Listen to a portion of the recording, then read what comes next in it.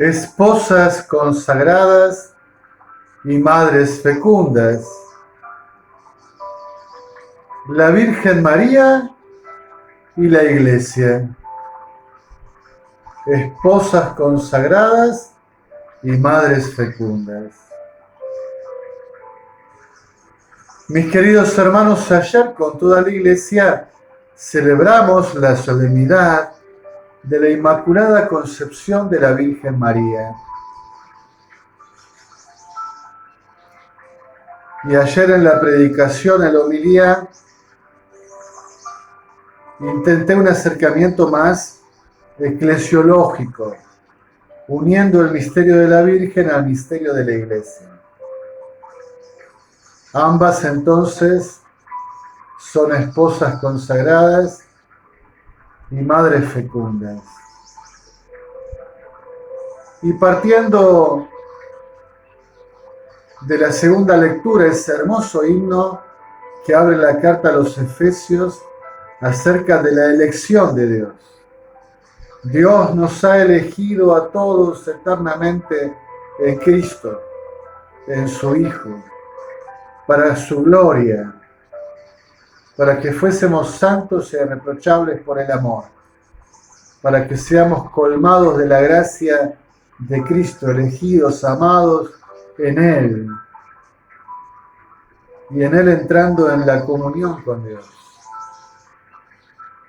Partiendo, de esta alabanza a la elección que Dios gratuitamente ha hecho por nosotros, me daba cuenta también que Dios preparó, elige y prepara. Y como prepara a la Virgen Madre, y de esto se trata justamente nuestra fe en la Inmaculada Concepción, también prepara a la Iglesia para vivir su vocación, su identidad.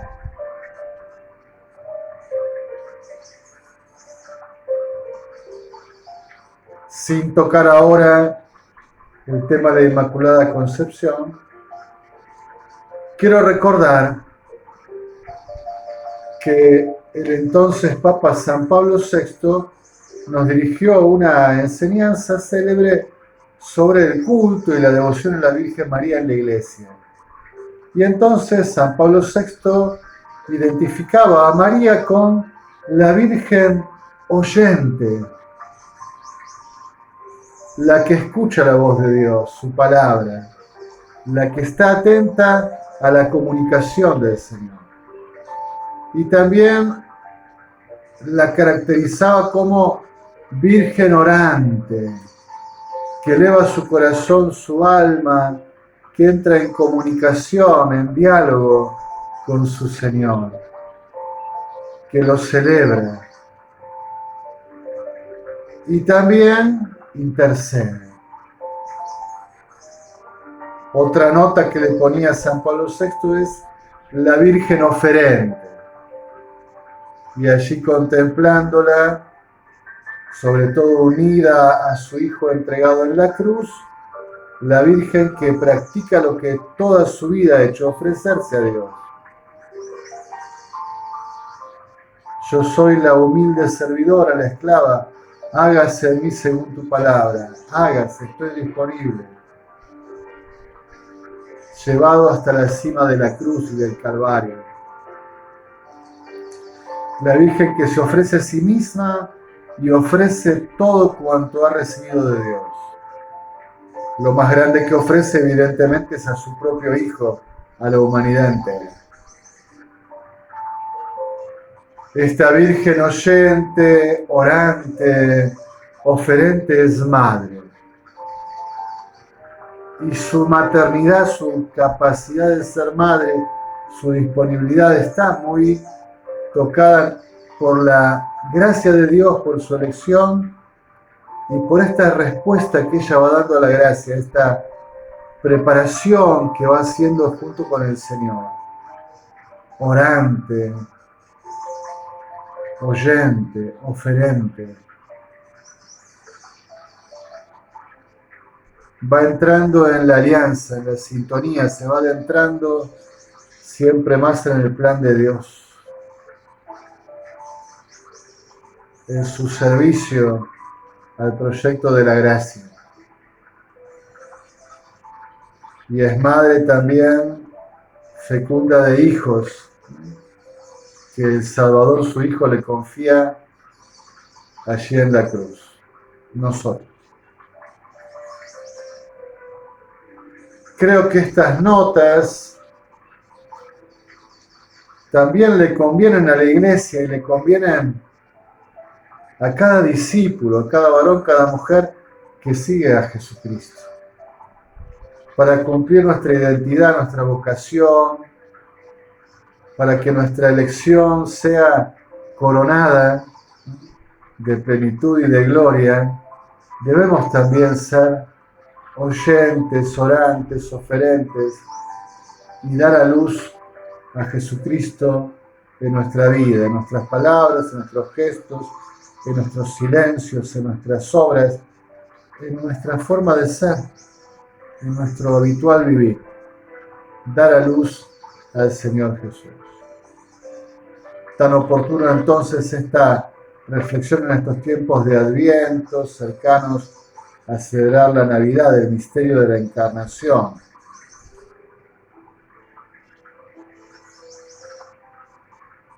Pero además, quería introducir en la meditación algunas notas o dinamismos que son propios de la vida de la Iglesia y que la configuran a la Iglesia. Igual que a la Virgen, como dedicadas, consagradas a la esponsalidad, a las nupcias, a la alianza de amor con Cristo su Señor, a un amor exclusivo a Cristo, que es Dios por encima de todas las cosas. Un pertenecerle al Señor, celebrado en alianza de amor, en nupcias, en bodas, en matrimonio. La Virgen esposa, la Iglesia esposa de Cristo. Y otras notas que confirman a la Iglesia como madre, que da a luz en el orden de la gracia, en el orden del anuncio de la salvación, hijos de Dios. Y entonces la reflexión eclesiológica ha identificado hace tiempo 5 dinamismos que yo, para hacer una analogía, una comparación, diría son como el motor de la vida de la Iglesia, el motor de la Iglesia. Evidentemente la analogía es pobre, dejaré algunas cosas de lado. Uno podría decir, bueno, el combustible de este motor es Dios mismo, la comunicación de su gracia, su espíritu. Pero estos dinamismos tienen que ver con las disposiciones, con la preparación, justamente con la dinámica, con el movimiento que tiene que tener la Iglesia para recibir a Dios fecundamente, para celebrar la alianza con Dios y dar a luz hijos, incrementar la familia de la Iglesia. Los 5 dinamismos generalmente se expresan con palabras griegas: la liturgia, la liturgia, es decir, la celebración del culto, la relación con Dios, evidentemente en la Eucaristía y en la vida de los sacramentos, también en la adoración eucarística, en las múltiples devociones, el rosario, el Vía Crucis, las coronillas,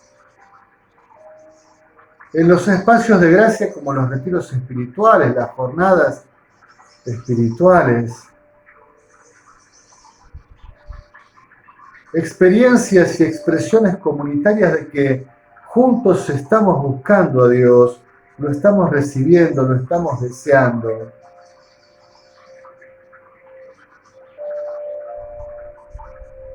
voy a poner como, digamos, eje de la reflexión o ejemplo básico la comunidad parroquial, que es lo más frecuente, lo más extendido para todos, ¿no? Una comunidad parroquial entonces que dinamiza este elemento de la liturgia, del culto a Dios, de la Eucaristía, de la adoración, de las devociones, donde los fieles mismos ya, digamos, acostumbrados a este hábito de encontrarse para tener a Dios en medio, en la oración, en el culto, ellos mismos, sin que nadie los convoque, se asocian, se buscan, se encuentran. Y cuando también desde la comunidad parroquial el pastor invita, anima, una comunidad parroquial donde el sacerdote celebre la misa rapidito para sacársela de encima, no ayuda demasiado a esto. Igual que si los fieles van a la Eucaristía mirando al reloj a ver cuándo termina, que la haga corta, no ayuda. Si en una comunidad parroquial solo la liturgia o la celebración del encuentro con Dios se limita a los domingos, y en los días de semana no hay Eucaristías, no hay adoración, no hay grupos de oración, de alabanza, de intercesión, de escucha de la palabra en clave orante, este dinamismo se va debilitando, se va paralizando. Y lo que se nos paraliza es nada más y nada menos que el encuentro con el Señor, ponerlo en el centro de nuestra vida y dejar que Él irradie su gracia en nosotros. Que Él se comunique y nos transforme. Otro dinamismo es el dinamismo de la didascalia, de la enseñanza, de la formación, quizás diríamos de la catequesis, pero a veces la catequesis la tenemos demasiado asociada a la preparación para los sacramentos. Todavía creo que nos cuesta ver la catequesis como un itinerario de formación permanente. O sea, los cristianos toda la vida hacemos catequesis. Toda la vida nos estamos formando. No es que terminamos de prepararnos para un sacramento y así se acabó. Tenemos que seguir profundizando el misterio de la salvación, aprendiendo los rudimentos o a veces las excelencias, las delicadezas de nuestra fe, seguir formándonos en la palabra de Dios, en la doctrina cristiana, alimentándonos, nutriéndonos. Una comunidad parroquial donde, por ejemplo, sus ministros, diáconos, presbíteros descuiden la homilía, descuiden la predicación. Quizás porque el pueblo fiel no quiere tampoco demasiado, ¿no? Pero que descuiden este rol de enseñanza, de profecía, de invitación a la conversión, de crecimiento espiritual, de formación doctrinal, y no anda por buen camino. Y en una comunidad donde no solo se desarrollan todas las catequesis necesarias para los sacramentos, la de niños, la de adolescentes y jóvenes, la de adultos, la prematrimonial, la prebautismal, todas las posibles, ¿no? Sino que además de la catequesis para los sacramentos, se desarrolla una formación constante, ¿no? Se proponen cursos, se invita a profundizar, no sé, en el catecismo de la Iglesia Católica. Si en una comunidad estas cosas no pasan, se termina también como desnutriendo en este aspecto del cristiano, ¿no?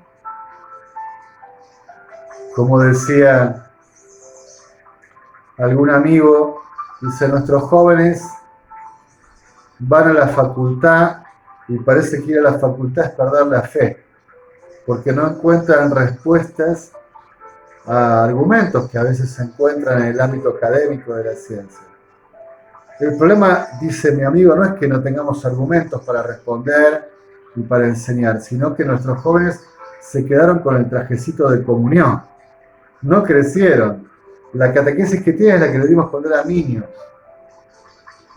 Y su formación se detuvo allí. Su formación cristiana. Que tiene que seguir madurando conforme pasa la vida, conforme uno va accediendo a otros niveles culturales también, ¿no? Otro dinamismo es el dinamismo de la caridad, de la diaconía, del servicio, que a veces identificamos excesivamente con la pastoral social, pero que realmente es ese dinamismo por el cual reconocemos a los pobres, a los humildes, a los que sufren, a los que padecen injusticia, a los que necesitan de nuestra compañía, a los que están solos. Bueno, y no solo ejercemos la caridad hacia adentro de la comunidad, a los que ya formamos parte de la iglesia, sino que la extendemos al mundo entero. En esto yo creo que las comunidades parroquiales, a veces en muchos lugares, padecen el otro extremo, han identificado la pastoral social caritativa como el único eje de la vida eclesial, descuidando otros. Y eso tampoco está bueno, ¿no? Estos dinamismos hay que trabajarlos todos juntos. No uno solo, sino todos. Otro dinamismo es el dinamismo del querigma, de la misión, del anuncio, de la evangelización. Y entonces, la salida de la iglesia a proponer a Jesucristo como Salvador. Hecho de muchas formas. Quizás con misiones barriales, misiones de frontera, misiones allente a través de los medios digitales, de eventos públicos, de procesiones. De muchas formas la iglesia anuncia, hace visible la fe al mundo en el que vive y propone ingresar a la iglesia para encontrarse con Jesucristo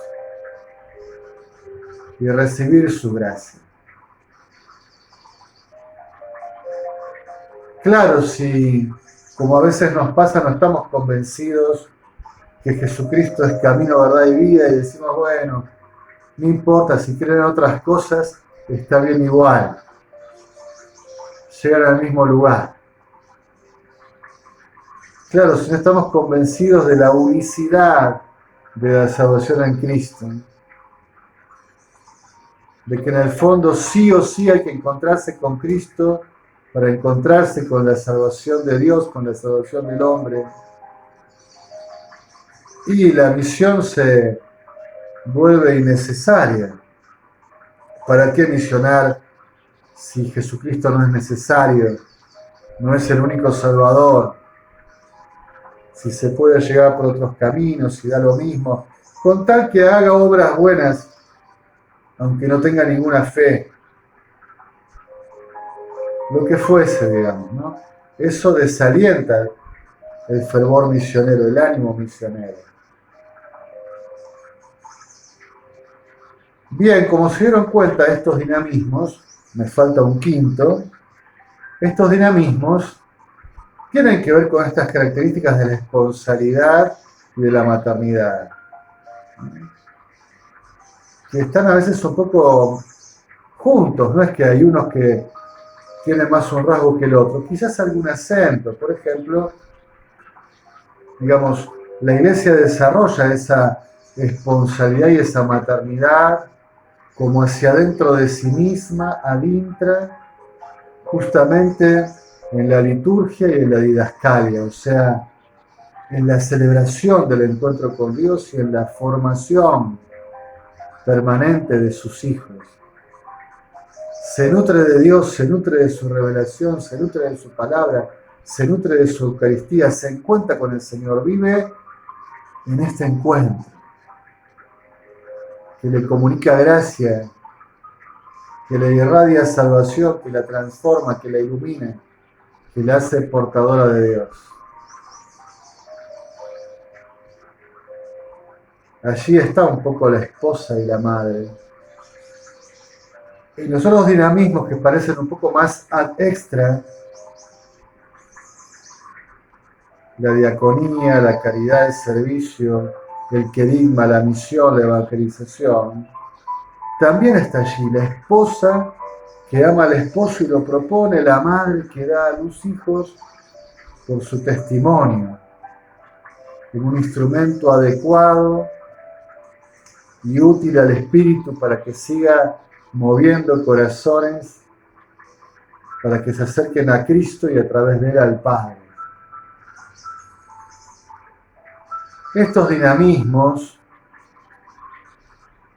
dan como resultado un quinto dinamismo que es la comunión, la koinonía.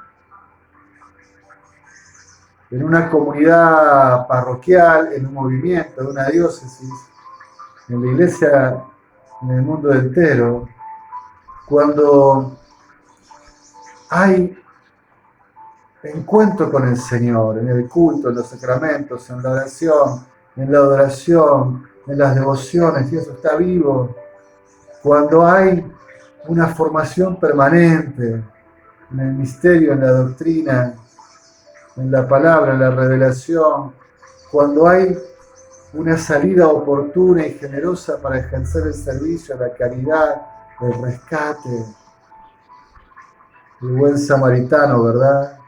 Cuando existe también este anuncio fuerte, esta propuesta de encontrarse con Cristo que transforma la vida, que da vida nueva, que provoca un antes y un después y que abre el acceso a la gloria. Estos dinamismos dan esta comunión en el espíritu, porque la iglesia está en su identidad, en su vocación. La que fue elegida también se dispone, se prepara a ser fecunda en esa elección por estos dinamismos. Cuando estos dinamismos se debilitan, se olvidan, se toma solo uno y se deja de lado otros, todo se va como debilitando, desnutriendo. Bien, miren, comencé diciendo esposas consagradas, madres fecundas, la Virgen María y la Iglesia. En la Virgen María se cumplen todas estas notas. Tenemos que procurar también que sean realidad en la vida de la Iglesia, ¿no? Que la Iglesia sea la oyente, la orante, la oferente, la madre y esposa. Y que la esposa y madre celebre, forme y nutra a sus hijos, salga al encuentro de la humanidad en la misión de anunciar a Cristo, de anunciar su evangelio y de ejercer la caridad del buen samaritano, para que esta comunión que es la Iglesia cautive, seduzca, invite y sea un testimonio creíble de que el amor de Dios se ha derramado entre nosotros, de que vive Dios en medio nuestro. Que la Virgen María nos ayude a hacer de la Iglesia, cada uno en la comunidad donde le toca hacer su trayecto. Que nos ayude a todos, que ayude a esa red extensa por todo el mundo que es la parroquia, a realmente ser una parroquia esposa y madre de Jesucristo. Esposa consagrada, madre fecunda. En alabanza y gloria de la Santísima Trinidad.